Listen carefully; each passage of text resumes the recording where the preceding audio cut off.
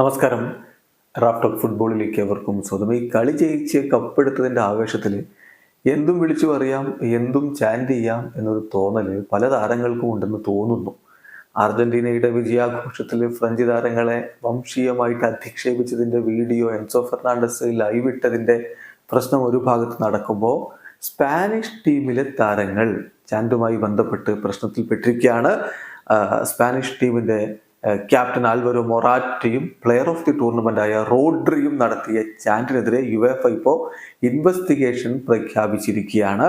അവരുടെ വിജയാഘോഷത്തിനിടക്കാണ് ജിബ്രാൾട്ടറിന് മേൽ sovereignty claim ചെയ്തുകൊണ്ടുള്ള ഒരു ചാൻറ്റ് അവർ നടത്തിയത്.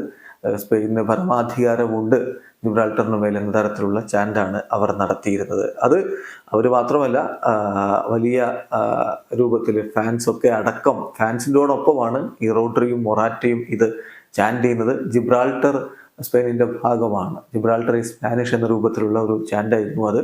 തീർച്ചയായിട്ടും ജിബ്രാൾട്ടറിൻ്റെ ഫുട്ബോൾ അസോസിയേഷൻ യുവേഫക്ക് ഇതുമായി ബന്ധപ്പെട്ട് കംപ്ലൈന്റ് കൊടുത്തു. അതിന്റെ ഭാഗമായിട്ട് യുവേഫ ഇപ്പോൾ ഇൻവെസ്റ്റിഗേഷൻ ആരംഭിച്ചിട്ടുണ്ട്. യുവേഫ അറിയിക്കുന്ന എങ്ങനെയാണ്, ഡിസിപ്ലിനറി ഇൻസ്പെക്ടറെ ഈ വിഷയം ഇവാലുവേറ്റ് ചെയ്ത് പൊട്ടൻഷ്യൽ വയലേഷൻ ഉണ്ടോ എന്ന് കണ്ടെത്തുന്നതിന് വേണ്ടിയിട്ട് നിയമിച്ചിട്ടുണ്ട് എന്നാണ് യുവേഫ ഇപ്പോൾ അറിയിച്ചിരിക്കുന്നത്. ഏതായാലും ഇതിനൊരു പ്രത്യേക ടൈം സ്പാൻ ഒന്നും വെച്ചിട്ടില്ല. യുവേഫ നേഷൻസ് ലീഗിലെ മത്സരങ്ങൾ സെപ്റ്റംബറിൽ നടക്കാനിരിക്കുന്നു. ആ ഘട്ടത്തിൽ ഈ താരങ്ങൾക്ക് സസ്പെൻഷൻ വരുമോ എന്നുള്ളതാണ് ഇപ്പോൾ സ്പെയിൻ ഉറ്റുനോക്കുന്നത്. യൂറോ കപ്പിനിടക്ക് വെച്ച് യുവേഫ അൽബേനിയൻ പ്ലെയർ മിർലിൻ ഡാക്കുവിനെ 2 മത്സരങ്ങൾക്ക് സസ്പെൻഡ് ചെയ്തിരുന്നു. അന്ന് സെർബിയക്കും നോർത്ത് മാസിഡോണിയക്കുമെതിരെ നടത്തിയിട്ടുള്ള നാഷണലിസ്റ്റ് ചാൻറ്റുകളുടെ ഭാഗമായിട്ട് ഫാൻസിനൊപ്പം ചേർന്നതിനാണ് ആ ഒരു സസ്പെൻഷൻ കൊടുത്തിരുന്നത്.